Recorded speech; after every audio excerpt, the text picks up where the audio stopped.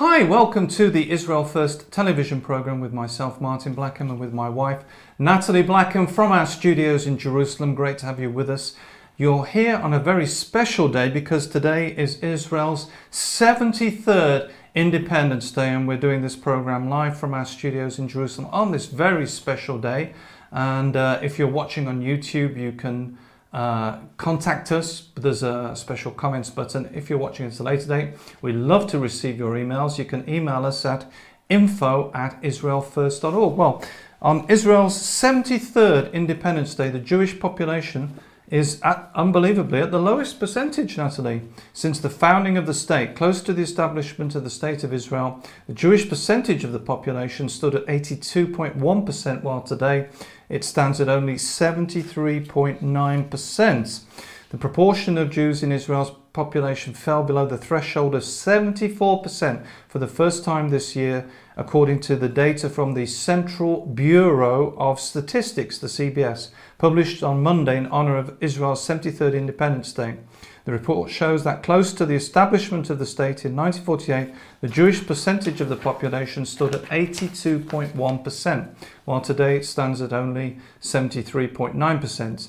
So there's a decrease of more than 0.5% in just 3 years. Additional data reveals that on the eve of the Independence Day, the population of Israel is about 9.32 million people. Segmentation shows that about 6.984 million are Jews, about 1.9666 million are Arabs, 21%, including Muslims, and Arab Christians, including Armenians and Druze. About 467,000 people are defined as others, including non-Arab Christians and members of other religions, and those having no religious background. Since the last Independence Day, Israel's population has grown by 137,000, which, by the way, happened during the last Independence Day was during the very strict restrictions for COVID. So Aliyah was not able to grow either. No, the Aliyah being the return of the Jewish people to the land of Israel. During this period, about 167,000 babies were born. 16,300 immigrants did arrive, Nathalie, actually, in the land, and about 50,000 people died. Since the establishment of the state, about 3.3 million people have immigrated to Israel, with around 1.5 million of them arriving since the 1990, with the beginning of the great wave of immigration from the former Soviet Union, which many of you know about. When the Iron Curtain broke, there were a lot of Jewish people returned from the Soviet Union, former Soviet Union. So now when I do my shopping, I can see things written in Arabic, obviously in Hebrew, but also in Russian. Sometimes it's more Russian than English, by the way. And in addition to the CBS forecast, the population of Israel in 2030 is expected to number around 11.1 million, and in 2040 about 13.2 million. Forecast shows that the 100th Independence Day of the State of Israel will be celebrated by about 15.2 million citizens in 2048. The CBS data also shows that at the end of 2019, about 46% of the total Jewish population in the world lived in Israel, and about 78% are Jews in Israel were Sabras, natives. Another statistic reveals that the population of Israel is young, Nathalie, with about 28.1% of them being children aged 0 to 14, and for about 12% aged 65% and over. So it's amazing to come to you this Independence Day from our studios in Jerusalem. But there are some things that are concerning, and it's one of the reasons we know that you are watching the Israel First television program, is you want to hear the news from Israel. You want to know what's really happening on the ground. Well, there is one thing that we are very, very concerned about, and that's the vaccine, or so-called vaccine. Now, Israel's vaccine supplier, Pfizer... Injectable. The injectable genetic injectable. The Israel's vaccine supplier Pfizer seeks FDA approval. This is the news just this week to vaccinate teens with the experimental so-called vaccine, the same drug giant, that's Pfizer, that once faced serious criminal prosecution for illegally testing experimental drugs and vaccines on innocent Nigerian children. Pfizer also asked the American Drug Administration last Friday to expand the emergency use of COVID-19 vaccine on adolescents 12 to 15. So this is very shocking. I'm not sure whether it's in Israel or generally. They've applied to FDA, which is American. It's not an Israeli organization. Okay.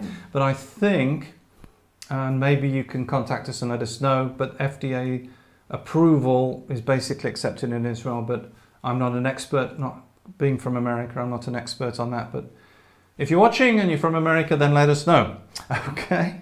In another shocking development, which is connected to the same issue, Israel's coronavirus czar says Israel expects to start vaccinating children within weeks, despite the fact that this raises very serious questions as juveniles have a very high COVID-19 survival rate.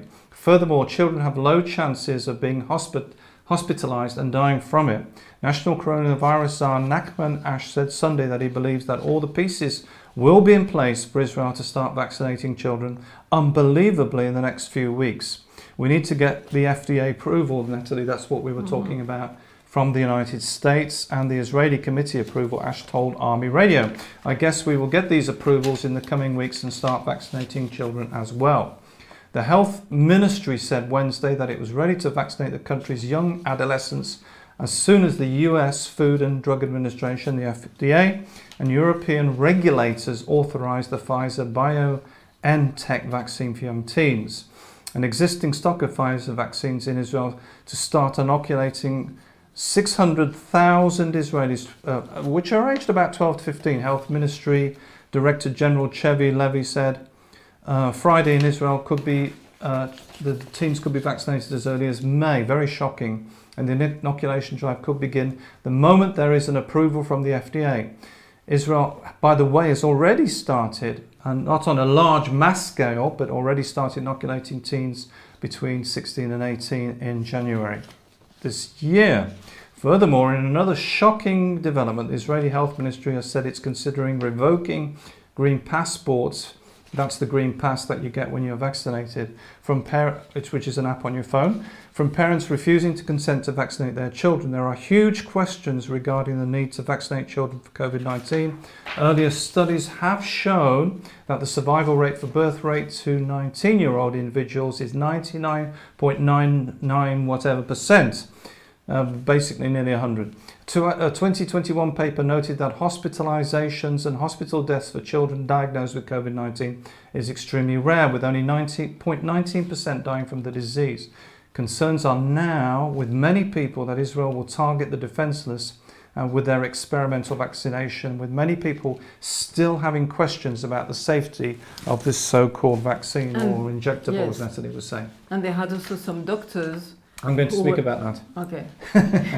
I'm going to speak about it. Natalie's jumping the gun because she's either read the stories or I did. Or was thinking, and it is connected. But and it's just to tell the people how important it is. Right. I will. I need to I just need to do one more story, and then we're going straight into the doctors. Apparently, Israeli TV star has voiced concern in the media over Pfizer's experimental vaccine, particularly when used on children. Orna Pitussi, I hope I've pronounced your name right, Orna, is the star of Israel's hit television show The Big Special Thing, and she compared the Pfizer vaccine to the medical experimentation of the Nazis. She's quite outspoken.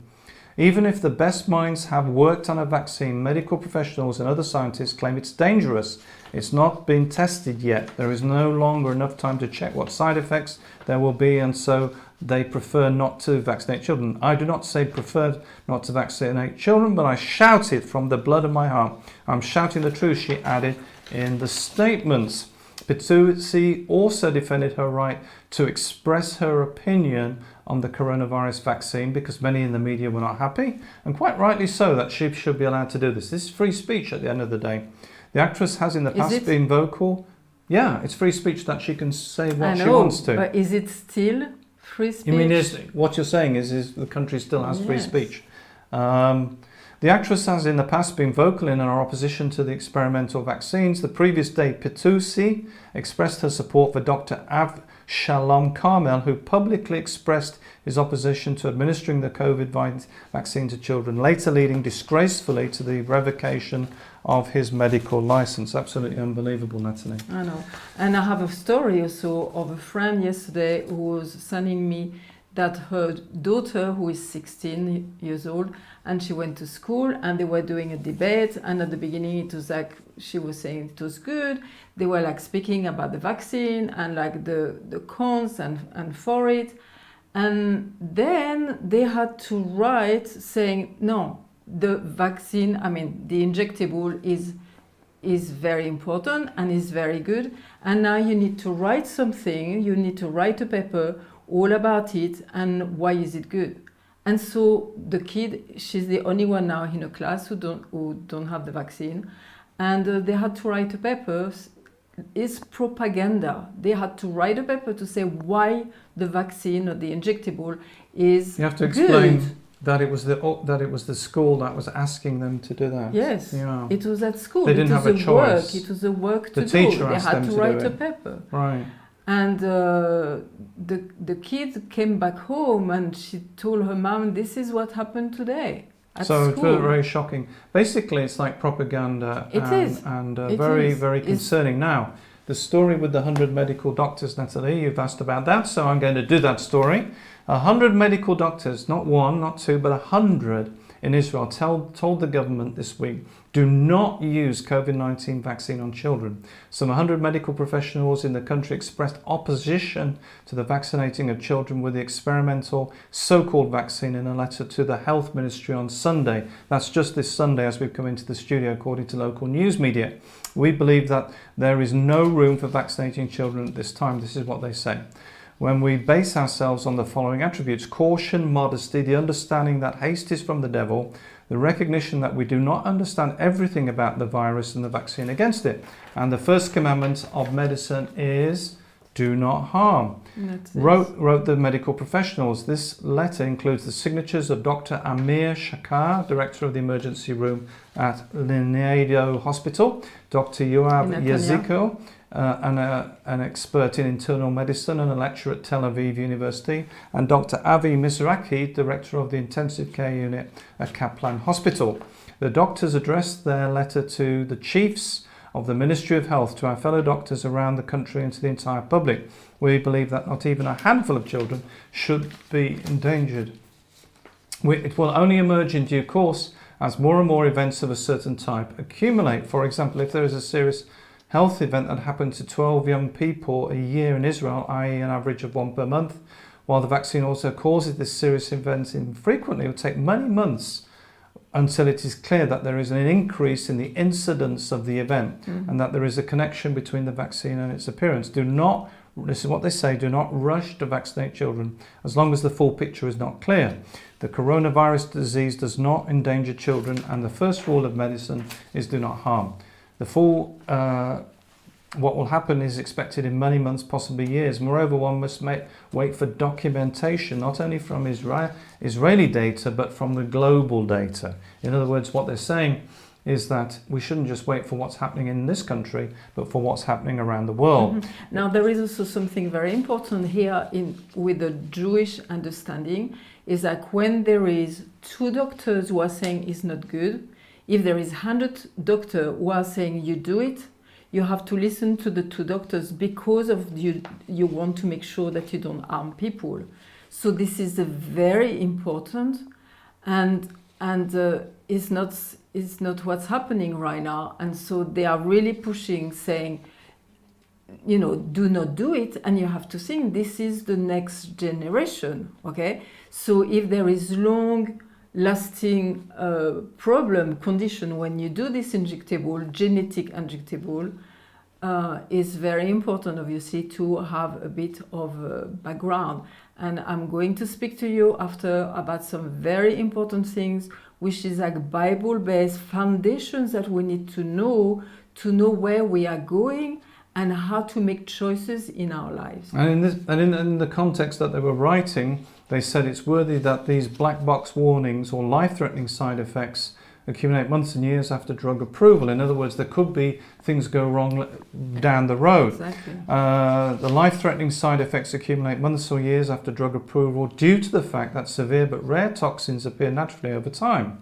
Against the unbelievable possibility of a third dose, remember, we've been talking about this in the program, that they are saying now that there should be a third dose of the experimental vaccine the adults will be required to receive. They wrote that we believe that it's not appropriate to impose the inconvenience of vaccination on the pediatric population, where coronavirus is not dangerous, especially at this stage, when the vaccine's efficacy in the long run is not at all clear. According to the doctors, pediatric practices in Israel is one of the best in the world, and pediatric intensive care, above all, it is extremely rare for a child to die of a viral disease. This is 100 doctors who are writing this, and this can happen, unfortunately, as a result of various types of viruses. We do not think it is right to manage private life and public health policy out of an ongoing fear of a viral illness that is very rarely likely to harm our children's lives.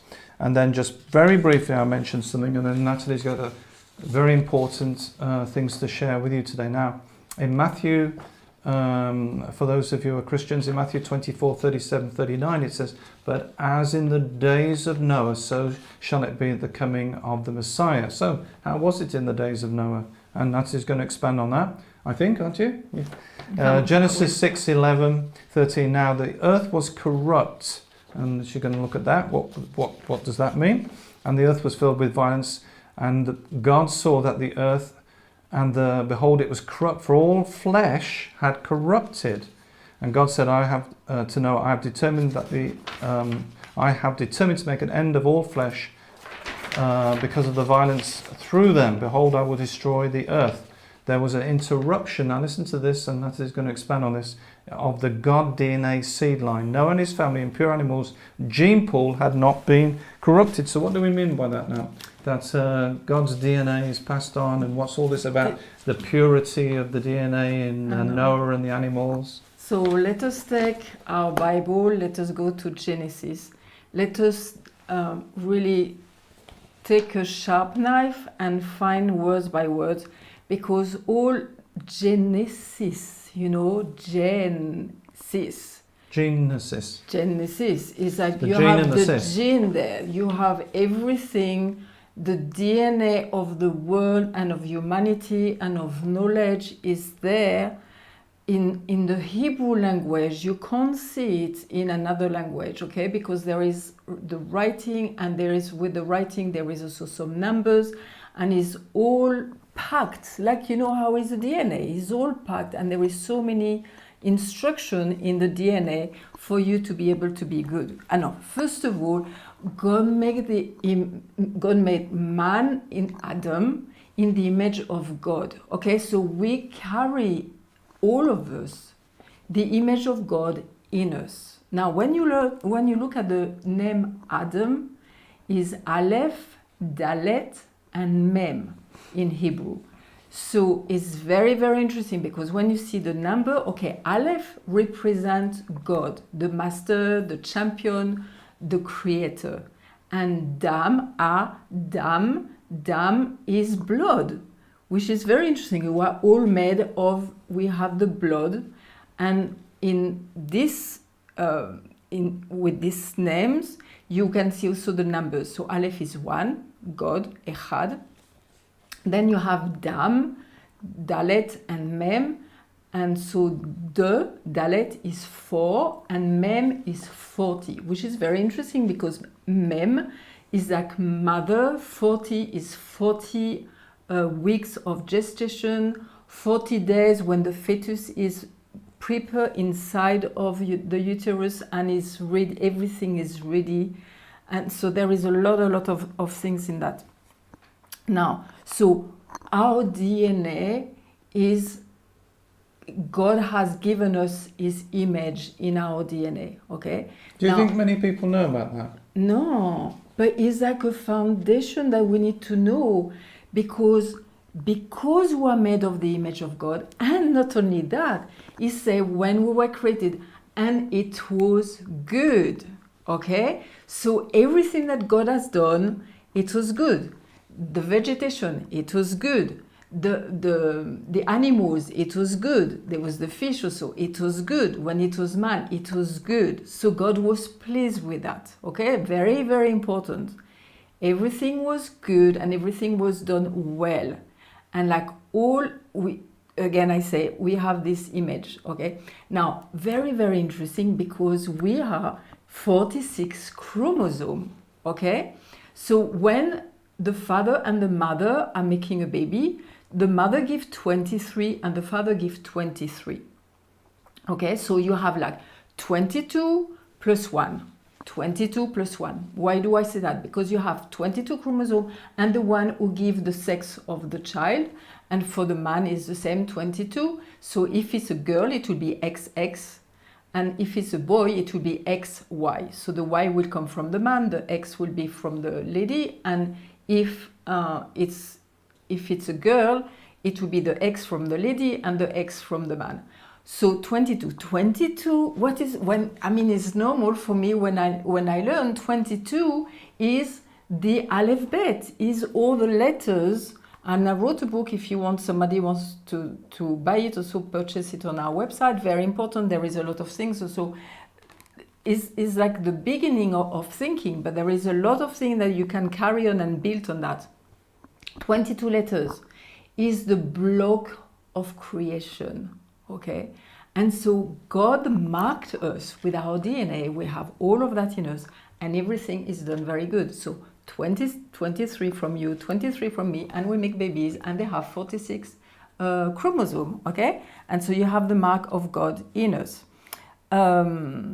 So, and you can see, like when God created Adam, he created him, and then the woman, Eve, or Chava in Hebrew, she wasn't taken from somewhere else. When God created Adam, he was male and female, okay? So they had all the genetic code already in them. And after God separated them, and after they married again. This is how God has done the thing. I'm sure there is much more to see about that. Now, one thing also which is very interesting when we speak about this Aleph, okay? Aleph is like, you have a Vav, you have like a Yud, which is a smaller letter, you have a Vav and another Yud. So it's like a Yud, a Vav and a Yud. And all together is like 26, and 26 is the name of God. So this is this letter who show that we're in the image of God. Where is the letter? The Aleph. Mm-hmm. The Aleph, when you look at the letter Aleph... No, but where is it in the... Is it in the DNA, were you saying? Yeah, it's in Adam. Right. Okay. Adam, and again, when you say Abba, Ima, brother, sister, mm-hmm. all these letters... all the words start with Aleph. Mm-hmm. So again, to show that we have the image of God. Okay, very important. So also when you read, not only us, I would say, but when you look also, God has given the seeds in the trees, giving the seeds to the animal, giving the seeds even to us. Okay, He didn't make babies. He made a grown-up. He didn't make seeds, plants growing. He made the vegetation because he's the creator. But in them, there was the seed. Now, when we think about this vaccine, and it's like touching the gene, and people say it doesn't touch the gene. No, it's playing with genetic. It's playing with who we are. It is accepted. It's playing, wait. It's mm-hmm. playing with our identity. Mm-hmm. And so we are playing God. Mm-hmm. Okay? If you follow the thing, we are playing God. Now, I was at a session and somebody was saying, okay, when you speak about that, so GMO food also is bad. And it's like, yes, you're right. We have to make tshuva. Which everybody accepted that. I mean, not everybody, but a lot of people accepted that the modified food wasn't a good idea. Because again, you don't know what it's going to do. But do you think, Natalie, a lot of people know about how the mRNA works, or the messenger, and how it touches the genes? I don't think so, because people, what I'm speaking to you, this is foundation for being a human. Is foundation for the world to work properly. Now, why do I say that? Because when you are speaking about the day of Noah, okay, what was happening at that time, they were doing genetic manipulation. And I'm thinking, and I'm trying to find more thing about it, but like the dinosaurs, and I was speaking with a French, say, oh, the dinosaur is a long time ago. And I'm like, no. What God created was always good, okay? But these dinosaurs, they were very big.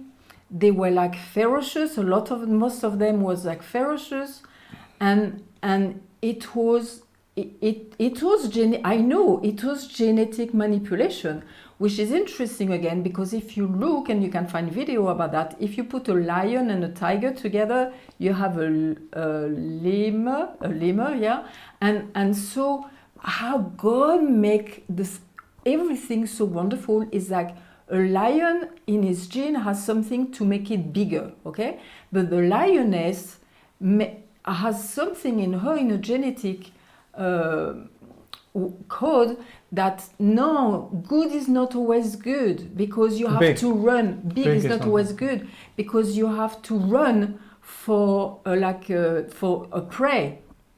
You need to be very fit, and if you are too big, you can't run as fast, and you can't eat, and you are going to die, and that's it. It will be the end of the species. So the lion has something very strong in him, and the lioness say, hey, no, in the code. So when she has cubs, is in the genetic code for them. It's like, don't grow too much, because if you grow too much, you are going to be in big trouble, okay? So when they put a lion and a tiger together, and it's like, they seems to be able to do it only with the lion male and the tiger female, and so the tiger female do not have this code, genetic code. Oh, okay.